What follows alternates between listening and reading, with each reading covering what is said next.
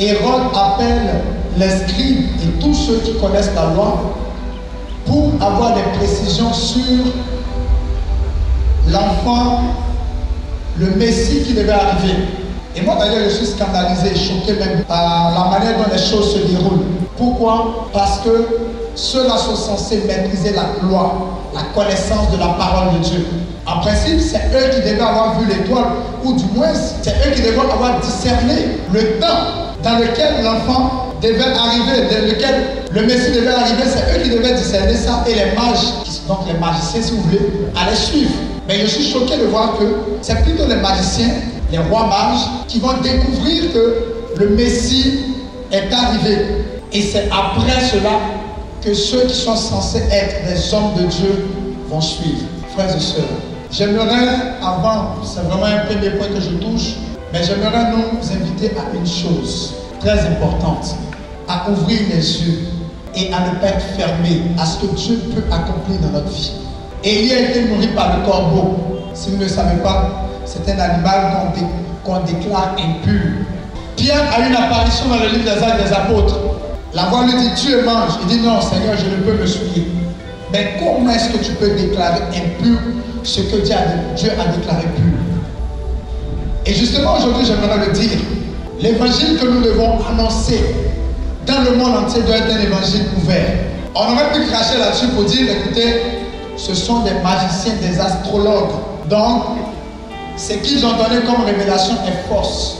Leur adoration est nulle. Quand on vous offre l'encens, l'or, la myrrhe, l'or, pour symboliser la royauté, ça veut dire qu'eux, ils reconnaissent la royauté.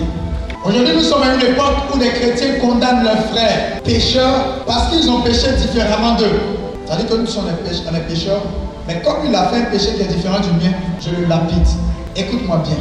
Dieu peut utiliser n'importe qui pour te bénir. Dieu peut passer par n'importe qui. Un jour dans l'Ancien Testament, un officier, un homme, un général de l'armée est atteint de lèpre. Vous savez ce qui va se passer? Naaman. Pendant que Naaman est malade, la Bible dit que c'est sa servante qui va lui dire, il y a en Israël un prophète. Cet homme de Dieu, va le voir, il te guérira. Qu'est-ce que parfois on méprise la servante? Et moi j'aimerais le dire, profiter de ce Shiloh pour vous dire, écoutez, il faut qu'à un moment on arrête un peu de traiter toutes les servantes de sorcières. Malheureusement, certains bergers catholiques sont rentrés dans la danse aussi. Nos frères d'à côté, là c'est monnaie courante. Ta servante est sorcière, c'est elle qui a permis que tu aies des boutons, mais c'est elle qui a fait que tu aies des boutons. Mais arrêtons d'effrayer les gens. Et moi je suis scandalisé quand très souvent je reçois des gens qui viennent me dire, je suis allé à un endroit, on dit que, je dis, mais celui qui a dit que pourquoi il ne règle pas en même temps? Ou alors la puissance de Dieu est là juste pour s'aimer la division, la discorde dans les familles. La puissance de Dieu est là juste pour accuser vos enfants d'être sorciers.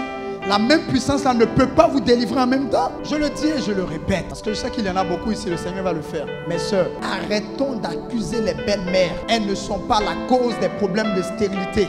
Arrête d'accuser ton père, ta mère. Parfois tu as fait avortement. Il faut regarder de ce côté aussi. Je sais que vous allez vous lever, mais je vais parler.